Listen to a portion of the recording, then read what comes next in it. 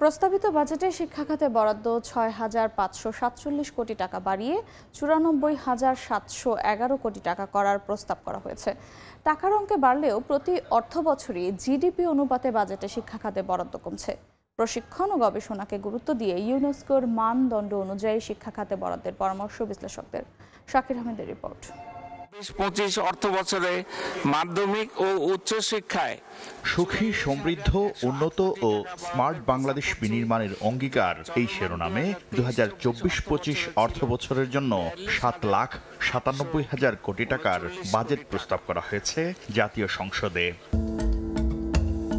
শিক্ষা খাতে মোট ৯৪,৭১১ কোটি টাকা বরাদ্দের প্রস্তাব করা হয়েছে। তবে জিডিপির অনুপাতে ২০২৩-২৪ অর্থ বছরের তুলনায় প্রস্তাবিত বাজেটে শিক্ষা খাতে বরাদ্দ ১.৭৬% থেকে ১.৬৯% হয়েছে। ইউনেস্কোর মানদণ্ড অনুযায়ী দেশের শিক্ষা খাতে জিডিপির ন্যূনতম ৬% বরাদ্দ দেওয়ার কথা বলা হলেও তার ধারে কাছেও পৌঁছাতে পারেনি দেশের কোনো বাজেটেই। শিক্ষা বাজেট অথবা বাংলাদেশে শিক্ষা খাতে বরাদ্দ এশিয়ায় সর্বনিম্ন উল্লেখ করে বাজেট বিশ্লেষকরা বলছেন, লক্ষ্য অর্জনে ইউনেস্কোর মানদণ্ড অনুযায়ী শিক্ষা খাতে বরাদ্দ বাড়ানো জরুরি। ২০% হওয়া উচিত শিক্ষা বাজেট অথবা জিডিপির ৪ থেকে ৬% মধ্যে হওয়া উচিত, যেটা এখন মাত্র অর্ধেকের মতো হচ্ছে।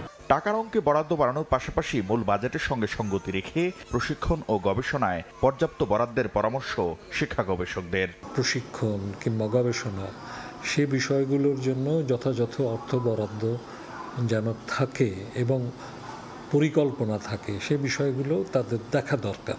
এছাড়া ক্ষুদ্র নৃগোষ্ঠী ও সংখ্যালঘু সহ পিছিয়ে পড়া জনগোষ্ঠীর শিক্ষার অধিকার নিশ্চিতে আরও বেশি গুরুত্ব দেওয়ার পরামর্শ বিশ্লেষকদের। তাদের যে শাকির আহমেদ, সময় সংবাদ, ঢাকা।